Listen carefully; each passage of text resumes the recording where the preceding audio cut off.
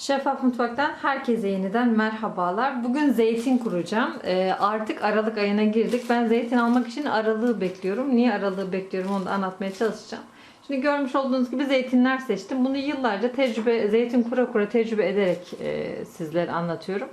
Bu zeytinler biraz böyle büzüşük görebiliyorsunuz. Şöyle. Buna kıvırcık cinsi deniyor. Ben bu tarz zeytinleri kuruyorum. Çekirdeği küçük, gayet etli oluyor. Niye peki böyle büzüşmesini bekliyorum? Acı suyu oluyor biliyorsunuz zeytinlerin. Şöyle bir tane göstereyim büzüşmemiş. Şimdi şu zeytine bir bakın. Bu zeytin gördüğünüz gibi daha böyle pürüzsüz. Bu biraz daha acı sulu bir zeytin. Fakat şöyle böyle büzüştüğü zaman bunun biraz acı suyu kaçıyor. O zaman ne yapıyor? Zeytin hem çok fire vermiyor hem de böyle etli yani mıyışmamış oluyor. O yüzden bizim böyle kıvırcık zeytinlere ihtiyacımız var. Güzel etli bir zeytin için ben kurulmuş halinde yine size göstereceğim. Yani yediğimiz halini göstereceğim.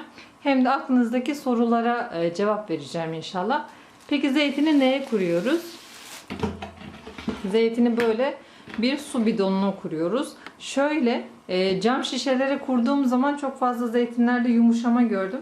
Çünkü bunun hava almaması gerekiyor.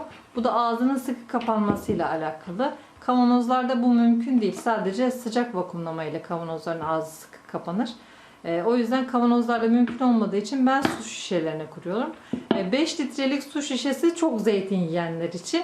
Ama sizler eğer böyle 2 kişilik bir aileyseniz mutlaka şöyle 1 litrelik, 1,5 litrelik gibi su şişelerine kurun ki içinden aldıkça çünkü hava almaya başlayacak ve geriye kalan yumuşayacaktır. İşte bunun önüne geçmek için küçük şişeler kullanabilirsiniz. Ben bu zeytin şişesini 2 seferde boşaltıyorum. Yarısını boşaltıp sosluyorum, onu yiyorum. Daha sonra da diğer yarısını bir aya kalmadan boşaltıyorum. Şimdi bunu güzelce dolduracağım. Bu arada ben zeytini yıkamıyorum. Niye yıkamadığımdan da hemen bahsedeyim. Yıkadığım zaman içine çok su aldığını gördüm. Ne kadar kurulasam da zeytinler yumuşadı.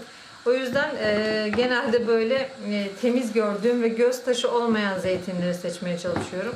Hatta bu seneki zeytinlerim o kadar temizmiş ki ben 25 kilo zeytin doldurdum şişelere. Elim hiç kirlenmedi. Hani şöyle bir kir olur değil mi? Şöyle bir zeytin kir olur, tozu olur.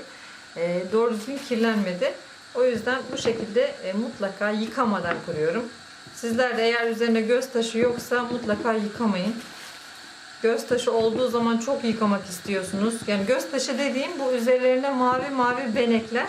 Bir çeşit ilaç, bitkisel ilaç olduğunu söyleyen var. Bilen aşağıya yazsın, ben tam bilmiyorum. Göz taşı olmamasına dikkat ediyorum. Sıkıca doldurdum. Burada tam 3 kilo zeytin var. Ben tarttım bu arada. 3 kilo zeytin alıyor. Sıkıştıra 3 kilo zeytinin üzerine şimdi kalın tuzunu ilave edeceğim. Bu şekilde ajda bardaklarla yani büyük çay bardağıyla gramaj olarak yine açıklamalar kısmına yazarım. Mutfak terazisi olanlar ölçerek koyabilirler. Bir tane çay bardağı tuzu uygun gördüm. Daha evvel 1 su bardağı artı 1 yemek kaşığı ile kuruyordum. O biraz tuzlu oluyordu. Onun bana zeytinci vermişti tarifini ama ben anladım ki her zeytin aynı tuzu içine çekmiyor. Ben bu kullandığım zeytinde en iyi sonucu yine 1 çay bardağı tuzla gördüm. 1 çay bardağı tuzu içine dökeceğim. Başka da sadece içine defne yaprağı koyabilirsiniz. Varsa yoksa koymayabilirsiniz. Hiç önemli değil. Ben bir tane 2 tane taze defne yaprağım var. İçine atacağım.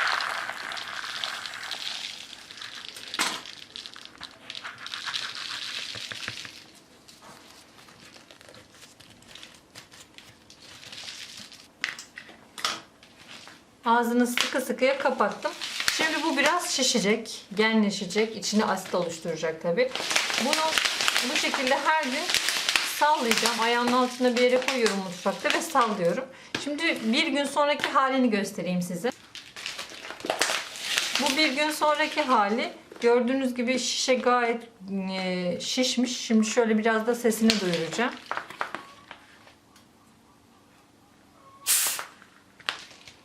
Bu şekilde havasını alıyorum. 2 gün boyunca havasını alacağım. Sonra da havasını almayacağım. Bir de bir hafta sonraki halini göstereceğim. Bakın bu da bir hafta sonraki hali. Tuzlar artık bayağı bir erimişler. Bunu her gün sallıyorum ve dibinde şöyle göstereyim, su birikmeye başlamış. Bu su nereye kadar çıkacak? Bu su yaklaşık şuralara kadar çıkıyor. İçinden zeytini alınca suyunu döküyor musun diye soranlar var. Yani geriye kalan zeytini suyun içine mi bırakıyorsun diye. Evet, ben suyun içinde bırakıyorum. Çünkü çıkarttığınız zaman zeytin artık koruyacak hiçbir şey kalmıyor. Hemen tüketmeniz lazım. En az 15 gün soslu bekletiyorum. Mesela ne yapıyorum? Bu şişe 3 ay sonra yemeğe hazır ama ben seneye yiyorum. Yani bu sene kurduğum zeytinleri seneye yiyorum. O yüzden çok zeytin kuruyorum. Yaklaşık 12,5 kilo kadar zeytin kurdum bu sene. Her ailenin yeme şekli değişiktir tabii ki. Şimdi bunu bir hafta boyunca sallayacağım. Bir hafta 10 gün ayağımın altında her gün şöyle girip geldikçe bir iki tane şöyle sallayacağım. Tuzun her tarafına geçmesini sağlayacağım bu şekilde. Daha sonra bunu kilerime kaldıracağım. Kilere gidip geldikçe de arada sallıyorum bu arada. En az haftada bir kere falan böyle bir alt üst ediyorum. 3 ay sonra yemeğe hazır ama en iyisi 1 sene sonradır. 1 sene sonra mesela işte 6 ay sonra yiyeceğim bunu. Bunu ne yapıyorum? Önce şuradan açıyorum kapağından ve döküyorum. Yarısının zeytini çıkartıyorum. Geri kalan siyah suyu, yani içinden dökülen siyah suyu tekrar içine boşaltıyorum. Ağzını sıkıca kapatıyorum gerisini korumak adına. Çıkarttığım zeytini bol suda yıkıyorum. Sıvı yağ, elma sirkesi, azıcık da şeker atıyorum. Şeker dirilmesini sağlıyor. Böyle bir sosluyorum. Hemen soslanmış halini de göstereyim. Bu benim geçen sene kurduğum zeytin. Soslu bir şekilde dolapta bu şekilde bekletiyorum. Bu yemeğe hazır. Yıkadım, sıvı yağladım ve işte azıcık içinde elma sirkesi ve şeker var. Geçen sene zeytinlerim daha küçüktü. Bu sene kurduğum zeytinler daha iri. Şöyle bir göstereyim size. Bakın gayet güzel, hiç ezilmemiş, etli.